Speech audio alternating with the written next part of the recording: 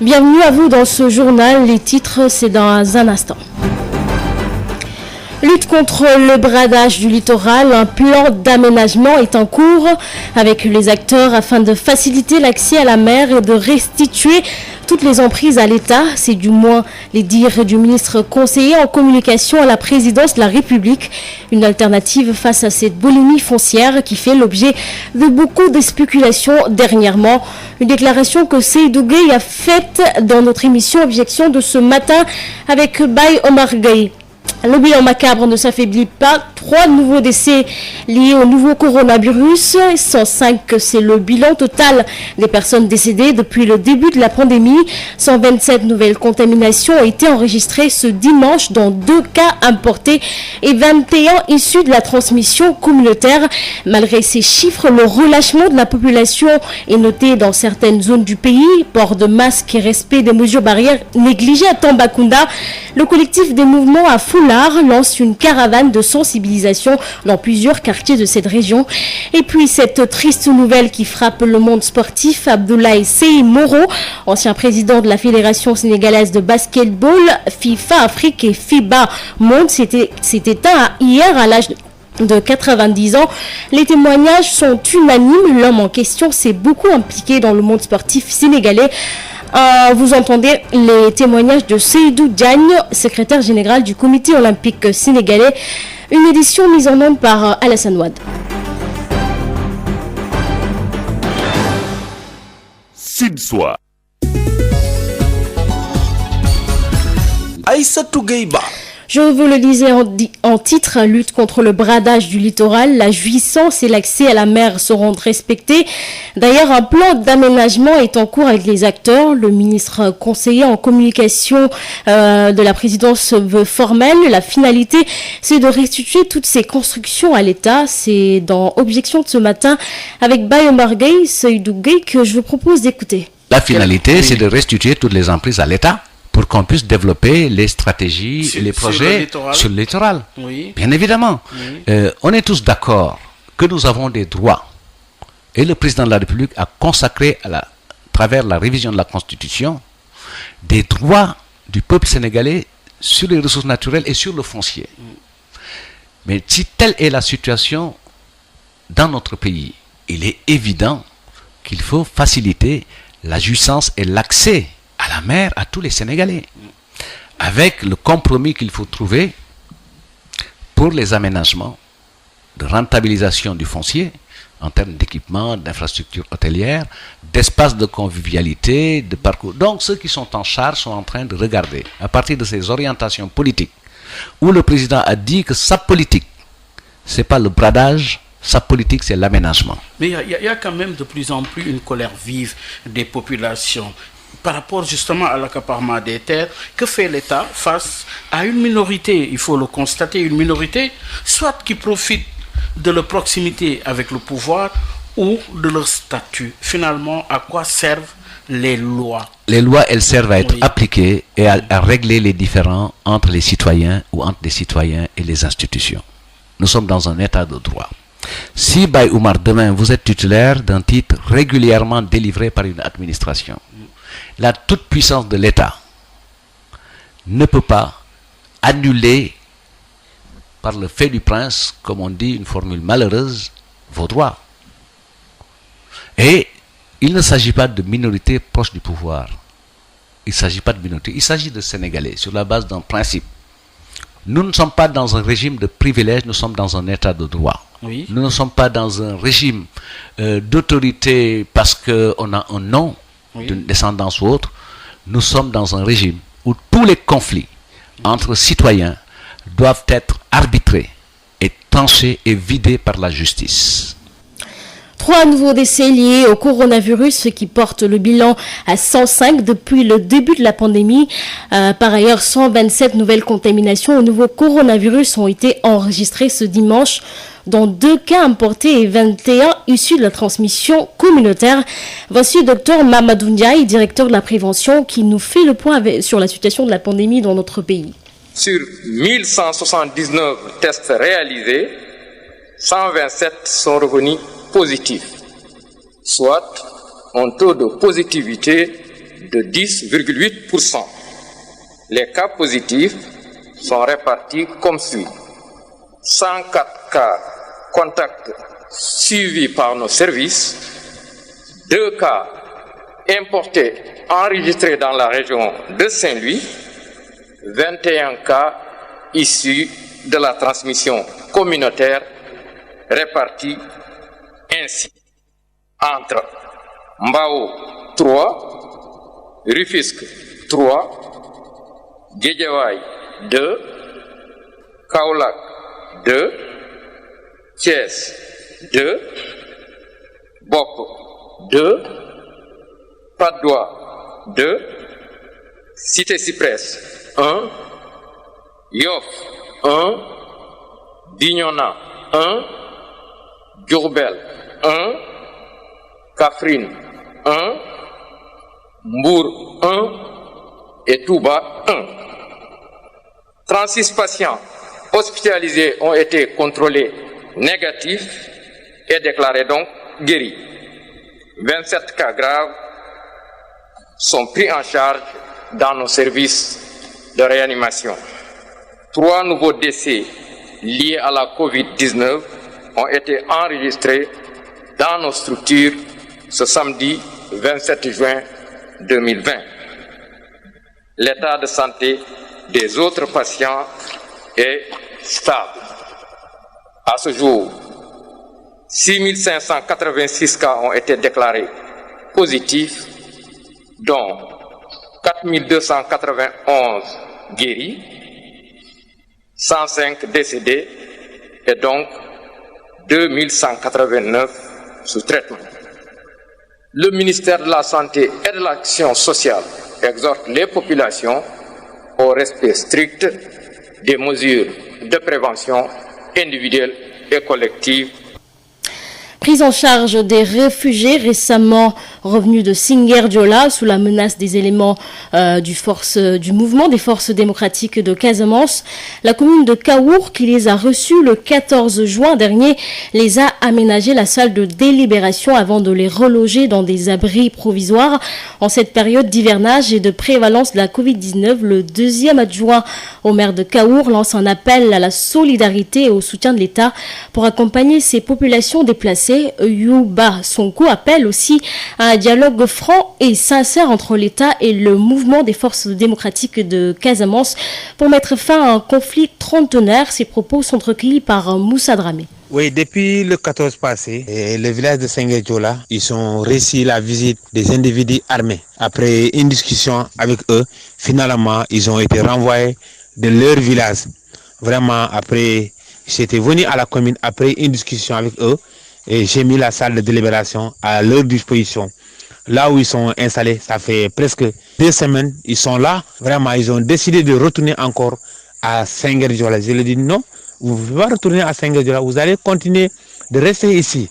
Après une discussion, une longue discussion avec eux, vraiment, nous avons vu nécessaire qu'ils ne pourront pas rester 8 familles dans une même salle parce que c'est pas facile. Le corona est toujours là. Finalement, le maire Ndiaye m'a appelé, il m'a donné une inscription de leur donner un espace là où ils vont installer en attendant encore de voir les choses. Pour le moment, on est là avec la jeunesse. La jeunesse s'est engagée, la population, tout le monde est là. Nous avons commencé déjà à démarrer de fabriquer des abris provisoires là où ils vont installer en attendant. Je lance un appel solennel à l'État du Sénégal. Vraiment, ils n'ont qu'à nous aider à accompagner ces familles-là de vivre et de couverture pour améliorer leurs conditions de vie. Et je demande aussi l'État et les MFDC, ils n'ont qu'à continuer de discuter. Vraiment, pendant 30 ans de conflit, rien n'est développé, c'est pas facile. Face au relâchement constaté dans la mise en œuvre des mesures barrières, le collectif des mouvements Afoulard entre dans la croisade contre la Covid-19. Ces jeunes ont organisé une caravane de sensibilisation dans plusieurs quartiers de Tambacounda et offert des kits sanitaires. Boubacar Tamba. Avec le relâchement constaté dans l'exécution des mesures barrières, le collectif des mouvements Afoulard s'investit. sous la tutelle et avec le soutien matériel de l'inspection régionale de la jeunesse et le concours financier de l'ONG italienne VIS dans le cadre de son projet Investir sur l'avenir. Les mouvements à foulard ont tenu ce samedi une caravane qui les a conduits dans 6 quartiers périphériques de la ville. Eladj Omar Sissé Diaïté est l'inspecteur régional de la jeunesse de Tambacounda. Par rapport à cette caravane, 3 niveaux d'organisation méritent d'être soulignés. D'abord, l'initiative et l'engagement des jeunes de Tambacounda qui me paraît être essentiel. Et je dirais que leur participation dans le cadre de cette caravane me paraît être un impératif catégorique inconditionnel parce que tendant à intensifier et à fortifier davantage l'approche communautaire. Maintenant, pour ce qui est de l'inspection régionale de la jeunesse, elle a été équipée par le ministère de la jeunesse. Et c'est aussi une occasion pour nous de saluer ce geste de Madame le ministre de la jeunesse en s'appuyant sur ses services déconcentrés, mais aussi en les dotant de kits sanitaires. Pour ce qui est de l'ONG VIS, c'est le moment aussi de les remercier. Parce que certes, ce ne sont pas ses missions initiales, mais l'ONG a pu s'adapter pour pouvoir offrir à ces jeunes l'occasion de participer à la lutte contre la Covid-19. Qu'est-ce que vous avez offert aux populations? Nous avons offert 1100 masques aux populations des quartiers cibles de la commune de Tambacounda, mais aussi des savons liquides durs. À côté de ces matériels, il y a un dispositif de lavage de mains qui a été offert. Le collectif des mouvements à foulard soutiendra continuer le combat dans tous les départements de la région jusqu'à l'anéantissement de la maladie à coronavirus. Boubacar Tamba, Tambacounda, Sud FM. Tamba, les artisans, eux, ne baissent pas à la garde. Leur ministère de tutelle leur a offert des kits sanitaires, une occasion saisie par le président de la Chambre des métiers de lancer un appel aux populations afin qu'elles se rendent compte que cette pandémie est toujours présente au sein de notre pays. Abdoulaye Sarr est avec Boubacar Tamba. Nous pensons qu'il est plus que jamais nécessaire de rappeler aux populations que la Covid est encore là, malheureusement, et que ce n'est surtout pas le moment de baisser la garde. Donc c'est pourquoi cet appui du ministère de la formation professionnelle, de l'emploi et de l'artisanat est venu à son heure. Parce que les 222 artisans retenus du projet pour l'employabilité des jeunes par l'apprentissage non formel ont bénéficié de kits de prévention contre la propagation du virus.